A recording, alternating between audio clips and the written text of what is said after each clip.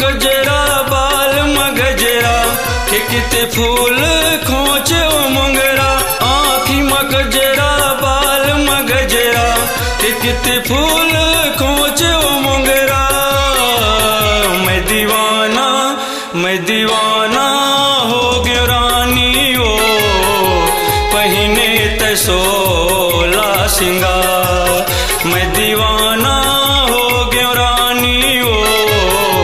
पहिने ते सोला सिंगार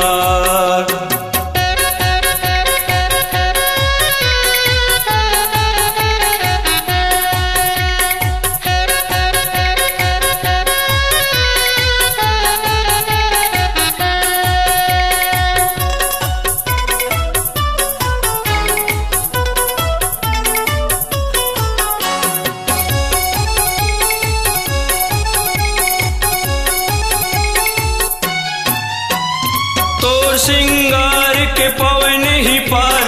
गज मोतियन के गलम है हार तोर सिंगार के पवन ही पार गज मोतियन के गलम है हार कान में मोती के बाल झूले देख के सबके तन मंडोले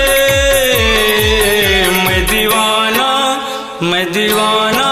हो गया रानी ओ पहिने ते सोला सिंगार मैं दीवाना हो गया रानी ओ पहिने ते सोला सिंगार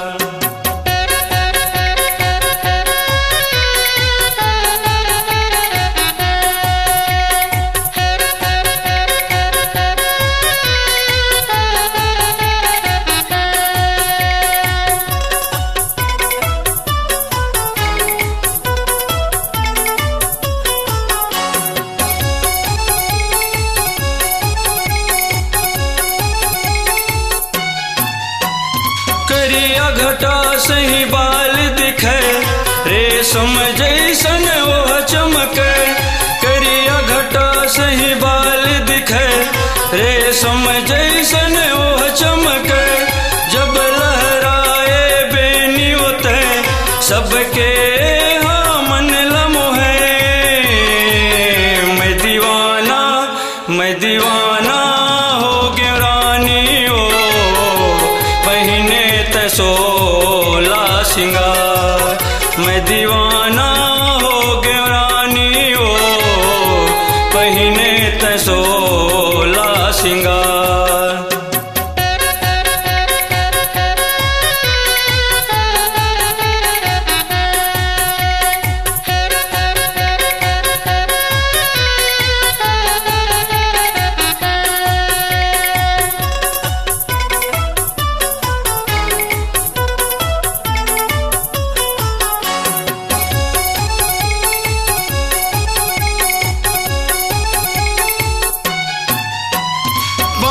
के पैरी छुम छुम बाजे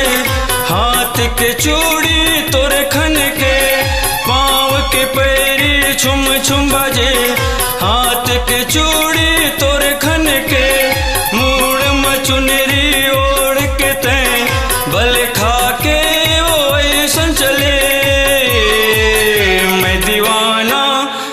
दीवाना हो गया रानी ओ पहिने ते सोला सिंगार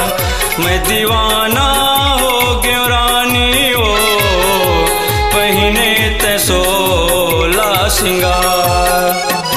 आँखी में गजरा बाल में गजरा के किती फूल खोचे ओ मुंगरा आँखी में गजरा बाल में गजरा के किती फूल खोचे ओ मुंगरा मैं दीवाना हो गया रानी ओ पहिने ते सोला सिंगार मैं दीवाना हो गया रानी ओ पहिने ते सोला सिंगार मैं दीवाना हो गया रानी ओ पहिने ते सोला सिंगार मैं दीवाना हो गया रानी ओ पहिने ते सोला सिंगार। नवा नवा छत्तीसगढ़ी गाना सुने और देखे बर हमर YouTube channel Bharadwaj film production ला सब्सक्राइब करो।